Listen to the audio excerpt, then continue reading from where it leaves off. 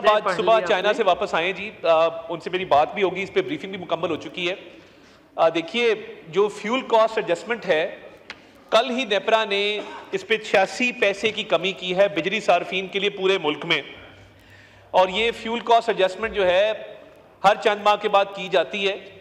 तो वज़ीर आज़म साहब भी इस पे मुकम्मल तवज्जो है कि बिजली की जो कीमतें हैं वो कम होनी चाहिए।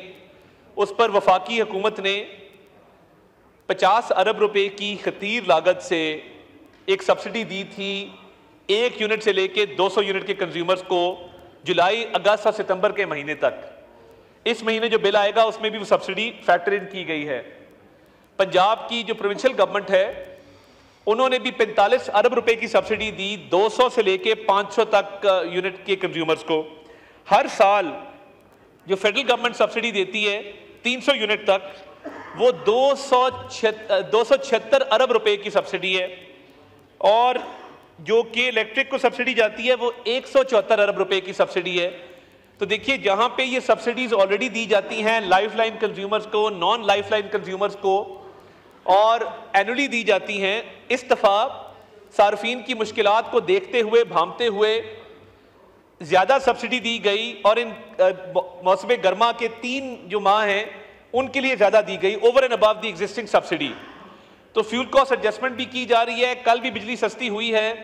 तो इस हवाले से जो IPPs का प्राइम मिनिस्टर साहब ने एक कदम उठाया और 5 IPPs को बंद किया गया है, उससे भी अरबों रुपए का फायदा मईशत को भी होगा और सार्फिन को भी होगा। IPPs पर जो टास्क फोर्स बनी है उस पर भी बात की जा रही है और मजीद उसमें बेहतरी लाई जा रही है चीज़ों के अंदर। तो मैं ये समझता हूं कि ये बिजली के ऊपर पूरी तवज्जो है और ये टास्क फोर्स अगले चंद माह में जब अपना काम मुकम्मल करेगी तो बिजली की ओवरऑल कीमत पे भी कमी आएगी और मैं समझता हूं कि जो इकोनॉमी पे बर्डन है वो भी कम होगा। अगर मजीद कोई इस हवाले से बात है तो मैं उसके लिए हाजिर हूँ। जी मिस्टर अबरार अहमद।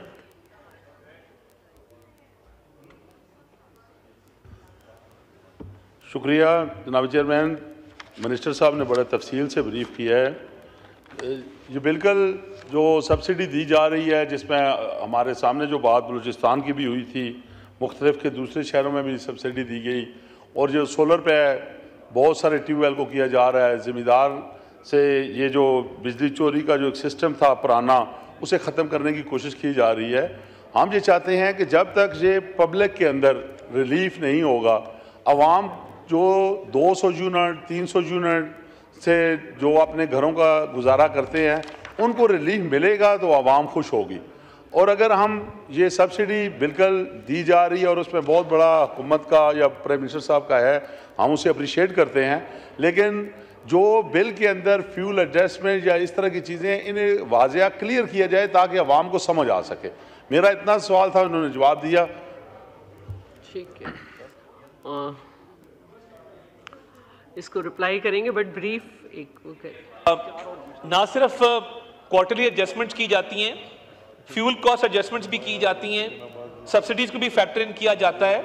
तो अभी भी जो 5 IPPs बंद हुए हैं, अली मोहम्मद खान साहब बात कर रहे हैं कैपेसिटी पेमेंट्स का, वो इसलिए बंद किए गए हैं कि कैपेसिटी पेमेंट्स की मद में सेविंग की जा सके और उसमें बड़ा खातिर खा कमी वाक़या हुई है। मजीद भी बंद होंगे तो ओवरऑल सिस्टम में बेहतरी आएगी।